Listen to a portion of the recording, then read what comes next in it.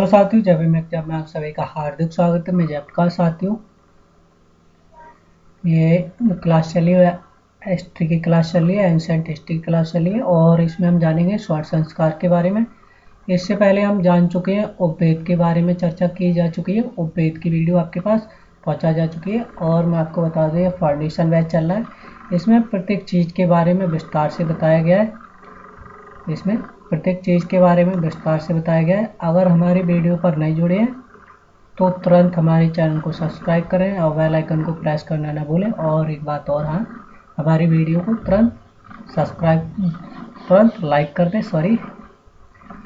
तो जो साथियों, स्वर्ण संस्कार क्या है? स्वर्ण संस्कार का अर्थ क्या है? स्वर्ण संस्कार का अर्थ है शुद्धिकरण। क्या? शुद्धिकरण। व्यक्ति के जन्म से पहले और मृत्यु के पर्यंत, मतलब मृत्यु, जब आदमी व्यक्ति मर जाता है तो आपने देखा ना 10वीं 13वीं होती है।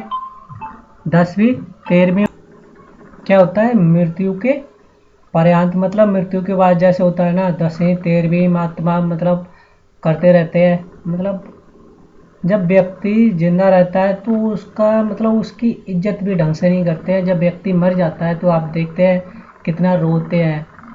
अरे पापा मम्मी भाई चाचा चाची, मतलब बहुत ऐसे रोते हैं। जब व्यक्ति जिंदा होता है तो उसकी कदर नहीं करते हैं। जब व्यक्ति जिंदा होता है तो उसकी मतलब वैल्यू नहीं समझते हैं। अब जब वो ख़त्म हो जाते हैं या इनकी डेथ हो जाती है, मृत्यु हो जाती है, उसके बाद रोते हैं, बहुत ज़्यादा रोते हैं।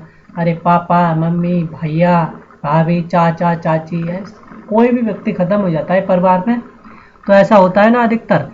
तो ये क्या है, मृत्यु के पर्यंत जैसे होते हैं, बाल मुंडवा देते हैं, 13वीं करवाते हैं, 10वां करवाते हैं, तो बहुत सारे मतलब मतलब आइटम नहीं बोल सकते, बहुत सारे मतलब जैसे जब व्यक्ति का आगे तक क्या होता है, बहुत कभी कभी बहुत सारी जगहों पर क्या होता है कि आदमी को खाने के बर्तन भी पहुंचा देते हैं, उनकी रजाई गद्दा, मतलब सारी चीज़ कहीं गांव से बाहर रखाते हैं कि अरे नहीं ये उनके कपड़े थे और उनकी ये रजैया थी। ऐसा होता है नहीं होता है? अरे उनकी ज़मीन है, उनकी ज़मीन तो रख के देखो यार।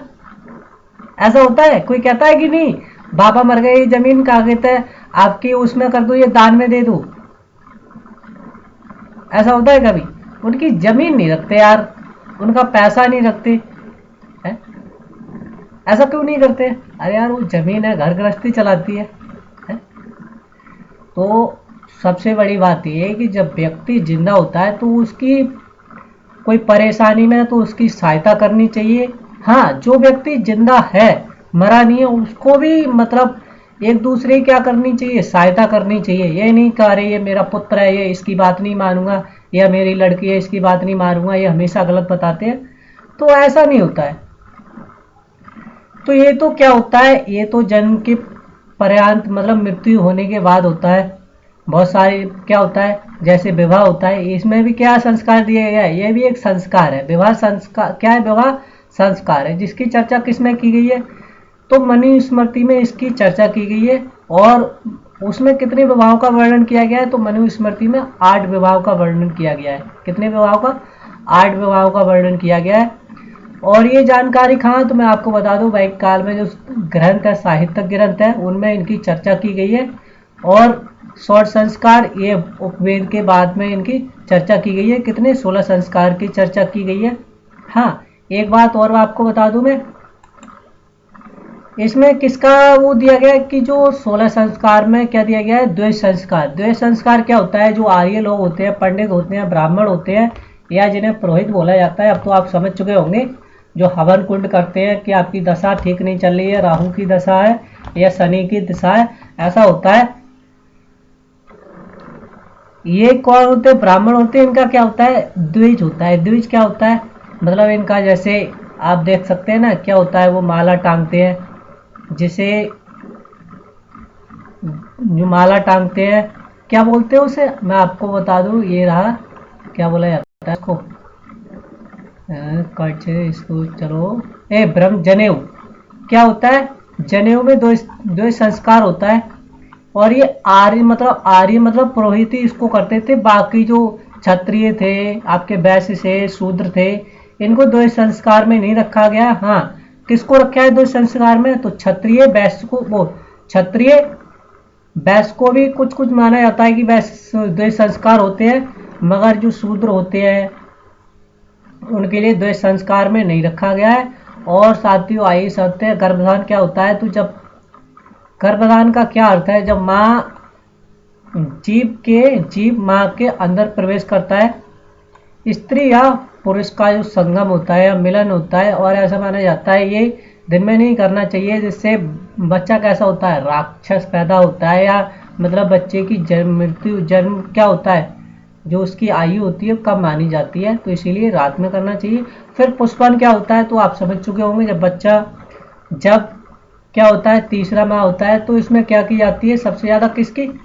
पुत्र प्राप्ति की कामना की जाती है। और कई कई जगह क्या होता है, अल्ट्रासाउंड भी कराते हैं और देखते हैं कि हाँ पुत्री है या पुत्री है, पुत्र है या पुत्री है। कई कई जगह बहुत सारी मतलब ये करते हैं कि क्या बताऊं आपके लिए, ये तो आप सभी लोग जानते हैं कि पुत्र प्राप्ति के लिए क्या क्या कहा, ढोंग पाखंड आडंबर करते हैं। तो ये पुष्पन क्या होता है? पुष्पन संस्कार होता है गर्भ के तीसरे माह में पुत्र प्राप्ति हेतु कामना करना। सीमंतो नयन संस्कार क्या होता है? तो इसमें गर्भस्थ शिशु के मानसिक विकास में जब बच्चा बड़ा होता है तो उसकी देख रेख की जाती है। जो मतलब गर्भवती महिलाएं होती है उनको मानसिक देख रेख के लिए मतलब उनके लिए ज़्यादा टेंशन नहीं दी जानी चाहिए, उनको अच्छा पौष्टिक आहार देना चाहिए और उनसे ज़्यादा काम नहीं करवाना चाहिए। तो ये क्या एक सीमित नहीं संस्कार में आता है, क्योंकि क्या होता है बच्चे का क्या होता है? विकास होता है या मानसिक विकास होता है, जब बच्चा पैदा नहीं हुआ होता है तब की बात है ये। फिर जात कर्म संस्कार क्या होता है? तो जात कर्म संस्कार ये संस्कार होता है कि बच्चा पैदा होता है, जन्म के समय क्या होते हैं? आशीर्वाद देते हैं कि लड़का अच्छा हो, इंजीनियर हो, डॉक्टर हो, वकील हो।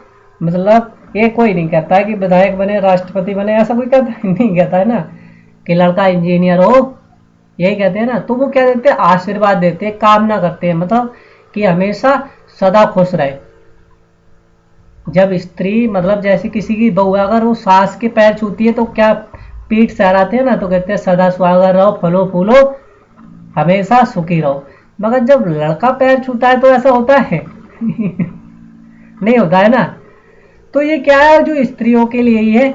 फिर क्या होता है, जब बच्चा पैदा होने के बाद में फिर क्या होता है 10 या 12 दिन, जिससे क्या बोला जाता है? बारह ही बोला जाता है। अब तो क्या है, ये मॉडर्न एज चल रहा है। उस समय की बात थी वैदिक उत्तर साहित्य की, मतलब वैदिक काल की समय की बात है। उस समय क्या होता था, जब बच्चा 10वें या 12वें दिन का हो जाता था तो उसे क्या बोला जाता था? वो 12 ही बोला जाता था। और ये नामकरण किसके द्वारा होता था? तो ये नामकरण मतलब जैसे मान लो कोई फंक्शन हुआ या कार्यक्रम हुआ या हवन हुआ, उसमें क्या होता था, जो पुरोहित होते, जो ब्राह्मण होते थे, जो पंडित जी होते थे, वो बच्चे का क्या करते थे? नामकरण करते थे राशि देखकर, मतलब गोत्र के अनुसार या गोत्र देखकर। गोत्र की चर्चा किसमें की गई है? तो मैं आपको बता दूं, जलो उपनिषद में गोत्र की चर्चा की गई है। और मुंडो उपनिषद में किसकी चर्चा की गई है? तो सत्यमेव जयते की चर्चा मुंडो उपनिषद में की गई है। अब आइए साथियों चलते हैं हम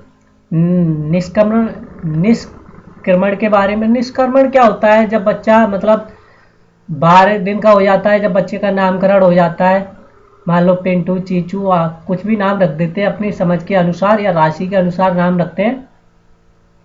तो बच्चा जब 10-12 दिन का हो जाता है या आपके मान लो 4 माह का हो जाता है, 4 माह के बीच में, या बच्चा 3.5 महीने का है या 4 माह का है या 15 दिन का है, तो बच्चा घर से बाहर निकाला जाता है।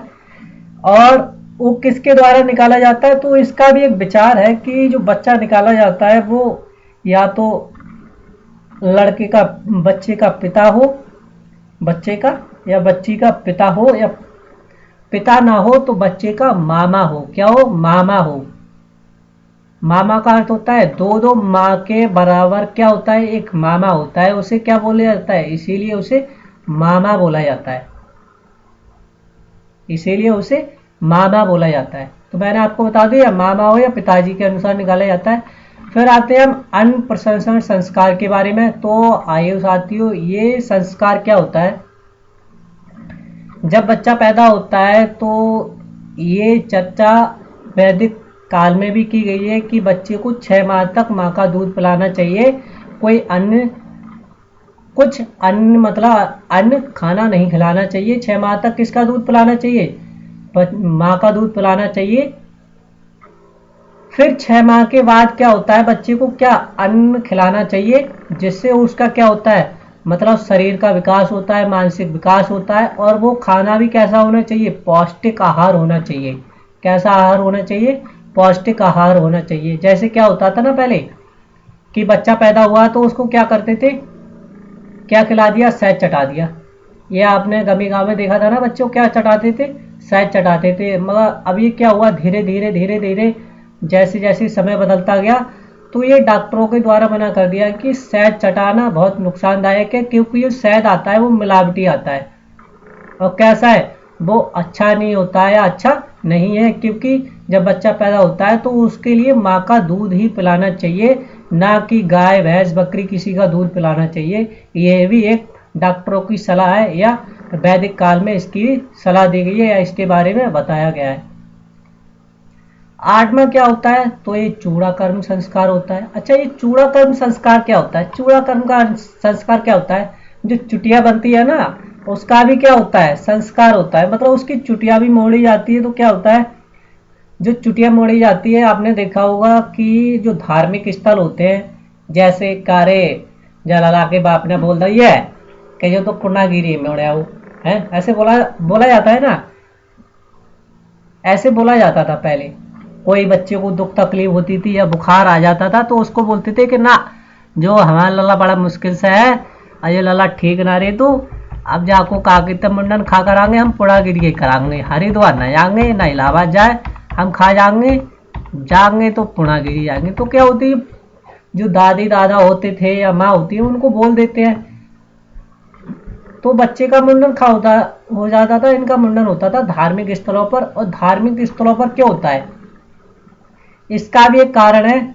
जो बच्चे के बाल गर्भ से आते हैं, उन जो बाल को क्या माना जाता है? अशुद्ध माना जाता है। इसीलिए बच्चे का मुंडन कराया जाता है। और मुंडन कब कराया जाता है, तो बच्चा या तो पहली साल में हो या तीसरी साल में हो। इस ये समय क्या माना गया है? शुभ माना गया है। इसीलिए बच्चे का मुंडन पहली और तीसरी साल में कराते हैं। और हाँ, धार्मिक स्थलों पर क्यों कराते हैं, तो मैंने आपको फिर भी बता दूं कि धार्मिक स्थलों पर मुंडन इसीलिए कराते हैं कि दुष्ट आत्माओं का प्रभाव ना हो, बच्चा मतलब अच्छे संस्कार पैदा हो, बच्चे में कुछ दुष्ट मतलब कुछ आविचार पैदा ना हो। इसीलिए इसका जो मुंडन होता है वो धार्मिक स्थलों पर ही कराया जाता है। ऐसा माना जाता है कि बच्चा पैदा होता है तो उसके दादाजी बोल देते हैं कि लन्ना अपनी नाती को मुंडन हम तो पूर्णागिरी कराएंगे, और दादी ने बोल दे कि इलाहाबाद कराएंगे। तो पहले क्या होता था, तो दादाजी की बात पूरी होती थी, फिर दादी की बात पूरी होती थी। पहले पूर्णागिरी मुंडन करा दिया बच्चे का, फिर इलाहाबाद मुंडन कराते थे। तो ये तो था चूड़ा कर्म संस्कार, आप समझ ही चुके होंगे। अब हम बात करते हैं कर्ण छेदन के बारे में। कर्ण वेदन क्या होता है, जब बच्चे का क्या होता है, मानसिक विकास विकसित होता है या शरीर विकसित होता है, तो बच्चे का क्या होता है, कान छेदा जाता है। और ये शुभ माना जाता है। पहले दूसरे मतलब 3 साल के अंदर छेदा जाना चाहिए। और ये कैसा माना जाता है, ये कर्ण संस्कार अच्छा संस्कार भी माना जाता है। जिससे क्या होता है, मतलब मैंने आपको बताया था ना कुछ धार्मिक कार्य से जुड़ा हुआ है कि बच्चे को कुछ गलत प्रभाव ना पड़े, इसीलिए कान छेदते हैं बहुत से लोग, ऐसा माना जाता है। आगे चलते हैं हम। विद्या आरंभ जब बच्चा 4 साल से मतलब 5 साल के बीच में होता है, तो स्कूलों में क्या होता है, बच्चे के कान पकड़वा के देखते हैं। जैसे हाथ डाला और कान पकड़वा के देखते हैं कि देखना बच्चे का कान आ रहा है। अगर बच्चे का कान आ रहा है तो क्या होता है, उसको स्कूल में एडमिशन दिया जाता है। अगर बच्चे का कान पकड़ नहीं मिलता है, बच्चों को क्या होता है, जो अध्यापक होते हैं, प्राचार्य होते हैं, कभी कभी बोल देते हैं कि बच्चा आपका अभी समझदार नहीं है, अभी 1 साल रुक जाओ, जब बच्चा आपका 4-4.5 साल का हो जाए या 5 साल का हो जाए तभी एडमिशन करवाए, जिससे बच्चा ये बोल सके, अच्छे से समझ सके, या ऐसे समझ लो कि बच्चा कुछ लिख सके। और मैं आपको बता दूं, जो बच्चा छोटा होता है तो जो सबसे बड़ा टीचर होता है वो उसके माँ बाप ही होते हैं। अगर बच्चे को अच्छे संस्कार माँ बाप देते हैं तो बच्चा कैसा होता है, सही होता है, उसको मतलब परफेक्ट होता है पढ़ने में, क्योंकि माँ बाप ही 3-4 साल या 5 साल के बीच में सबसे बड़े अध्यापक या टीचर होते हैं, वो माँ बाप होते हैं। माँ बाप होते हैं। फिर क्या होता है, फिर बच्चे को स्कूल भेजा जाता है, 5 साल का हो जाता है तो उसे क्या बोलते हैं, विद्यारंभ संस्कार बोला जाता है। कौन सा संस्कार बोला जाता है, विद्यारंभ संस्कार बोला जाता है। अब आइए बात करते हैं हम उपनयन संस्कार। उपनयन संस्कार क्या होता है, ये बालक का द्वैत संस्कार किया जाता है। द्वैत संस्कार क्या होता है, ये जैसे आपको मान लो कि अमृतसर में जो गुरुद्वारा है या स्वर्ण मंदिर है, कहाँ, अमृतसर में जो गुरुद्वारा है, तो वहाँ क्या होता है, पवित्र स्थल माना जाता है किनका, सरदार लोगों का। किसका, सरदार लोगों का। तो क्या होता है, सिख लोगों का या सरदार लोगों का, ऐसे समझ जाओ। तो क्या होता है, वो कृपान होती है, वहाँ जो पानी है, स्थल है, वो क्या ऐसा माना जाता है, पवित्र माना जाता है। और उस तलवार को की जो कृपान होती है उसको भिगेकर और कुछ जो मतलब वहाँ की जो संस्कार या जो भी कार्य बताए जाते हैं वैसे करना है। या आपके समझ जाओ कि ऐसे मान लो कि जो वहाँ क्या होते हैं, कुछ वचन भी दिए जाते हैं कि आप ये तलवार किसी गलत समय पर नहीं चलाओगे, किसी का नुकसान कर लेगी नहीं चलाओगे, या मान लो आपका किसी को इससे कत्ल नहीं करोगे, अगर आप बिना उसके अगर परेशानी में नहीं हो तब, ऐसा तभी उनके लिए कृपान दी जाती है। तो वहाँ पर क्या देते हैं, वो वचन देते हैं। ऐसा ही क्या है, उपनयन संस्कार में क्या होता है, जनेऊ। और जनेऊ क्या होती है, 3 धागों की होती है। जो पंडित जी या पुरोहित लोग या ब्राह्मण लोग आपने देखा होगा पहने होते हैं, वो कितने धागों की होती है, तो 3 धागों की होती है। और कौन कौन सी धागा होती है तो मैं आपको बता दूं, एक धागा बोला जाता है सत, दूसरा धागा बोला जाता है रज, और तीसरा धागा बोला जाता है तय। ये 3 धागों को मिलाकर क्या बनाया गया, जनेऊ। और ये कैसा होता है, यज्ञ पवित्र, इसे यज्ञ कर कर क्या किया जाता है, पवित्र किया जाता है। ये आप देख सकते हैं, मंत्र पढ़कर इसे पवित्र किया जाता है। तब ये बच्चे को धारण कराया जाता है। और फिर क्या होता है, बच्चा उस समय कैसा जीवन व्यतीत करता है, ब्रह्मचर्य का जीवन। ब्रह्मचर्य का अर्थ क्या होता है, बच्चे की शादी नहीं हुई हो, ऐसा क्या कौन सा जीवन माना जाता है, ब्रह्मचर्य जीवन माना जाता है। फिर जब बच्चा समझदार हो जाता है और वेदों का पाठ करने लगता है या बच्चा पढ़ने लगता है अच्छे से, और उसे वेदों की शिक्षा दी जाती है, तो उसे कौन सा संस्कार माना जाता है, वेदारंभ संस्कार माना जाता है। जैसे कृष्ण जी थे, जो अर्जुन थे, वैसे मंत्र पढ़ते थे और वहीं से क्या करते थे, पानी निकाल देते बार मारकर। तो ऐसे मतलब मंत्र थे उस समय के। ऐसी मतलब देखे तो नहीं, आप कल्पना कर सकते हैं ना, जैसे महाभारत में दिखाया गया है, आपके रामायण में दिखाया गया है। तो क्या होता है, वेदों का पाठ कराया जाता है। वेदों का पाठ कराने के बाद में फिर कौन सा संस्कार आता है, फिर वेदारंभ संस्कार के बाद में फिर आता है केशांत या गोदान। केशांत गोदान जब लड़का मान लो जब बच्चे की 16-17 साल का हो जाता है तो उसकी क्या निकल आती है, दाढ़ी मूछ निकल आती है। और उसका क्या किया जाता है, दाढ़ी मूछ मतलब मुंडन किया जाता है, ऐसे समझ लो। तो ये कौन सा संस्कार बोला जाता है, केशांत संस्कार बोला जाता है। दाढ़ी मूछ मोड़ी जाती है और कहाँ लड़का कैसा हो गया, जवान हो गया, मतलब हष्ट पुष्ट है, और कैसा है, मतलब नवयुवक है। फिर क्या होता है, केशांत संस्कार के बाद में क्या होता है, फिर आता है 14वां संस्कार। कौन सा है, तो समावर्तन संस्कार है। समावर्तन संस्कार वह संस्कार है जिसमें बच्चा गुरुकुल की शिक्षा समाप्त करने के बाद, या समझ जाओ वेदों की शिक्षा समाप्त करने के बाद, विद्यार्थी क्या घर लौटने से पूर्व उससे क्या किया जाता है, स्नान। स्नान क्या होता है तो मैं आपको बता दूं, स्नान नहाने वाला स्नान नहीं होता। ये स्नान उसे कहा जाता है जब बच्चा वेदों की डिग्री प्राप्त कर लेता है या गुरुकुल की शिक्षा समाप्त कर लेता है। जैसे आपने इंटर कर लिया, इंटर के बाद बीए कर लिया, तो क्या आप क्या हो गए, आप ग्रेजुएटेड हो गए। कैसे हो गए, ग्रेजुएट हो गए, आप स्नातक हो गए। तो उस समय क्या थी, सर्वोच्च थी। तो ऐसा माना जाता है कि वो विद्यार्थी गुरुकुल लौटने से पहले जो शिक्षा समाप्त करते थे उसे क्या बोला जाता था, स्नातक बोला जाता था। क्या बोला जाता था, स्नातक बोला जाता था। और ये स्नातक शब्द है, ये वैदिक काल से ही लिया गया है। किससे लिया गया है, वैदिक काल से ही लिया गया है। ये नहाने वाला स्नान मत समझना ना यार। फिर बात करते हैं हम 15वां कौन सा होता है। फिर तो क्या होगा, विवाह ही होगा यार। गृहस्थी जीवन शुरू करेगा अपना, क्या होगा। फिर बच्चे का 20 साल मान लो, 18 साल मान लो, 14 साल मान लो, जैसे जैसे अब वेद कागिता आपकी शिक्षा गुरुकुल से शिक्षा पूरी हो जाती है, फिर क्या होता है, बच्चे का विवाह होता है, लड़के का विवाह होता है। फिर कौन सा जीवन शुरुआत होती है, गृहस्थी जीवन शुरुआत होती है। कौन सी जीवन की, गृहस्थी जीवन की शुरुआत होती है। फिर क्या आता है आपका, अंत्येष्टि संस्कार आता है। और अंत्येष्टि संस्कार क्या होता है, गृहस्थी जीवन के बाद जब व्यक्ति की मृत्यु हो जाती है तो क्या बोला जाता है, उसे अंत्येष्टि संस्कार बोला जाता है। उसे जलाकर, मतलब कभी कभी देखा है आपने कि महात्मा पंडित जी क्या है मंत्र पढ़ते हैं, उसके बाद आग जलाई जाती है। तो ये कौन सा संस्कार होता है, अंत्येष्टि संस्कार होता है। 13वीं है, 10वां है, ये मतलब बहुत सारे जैसे जैसे जैसे जैसे व्यक्ति की समझ है वैसे वैसे कार्य करते हैं वो लोग। तो इसे कौन सा संस्कार बोला गया, तो इसे बोला गया अंत्येष्टि संस्कार। और अगले पार्ट में हम चर्चा करेंगे विवाह के बारे में। कितने प्रकार के विवाह होते हैं तो मैं आपको बता दूं, 8 प्रकार के विवाह होते हैं। 4 प्रकार के विवाह अच्छे विवाह होते हैं और 4 प्रकार के विवाह बुरे विवाह होते हैं।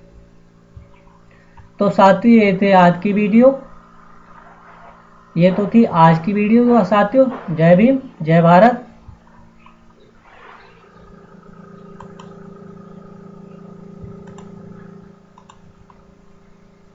Sorry sorry sorry.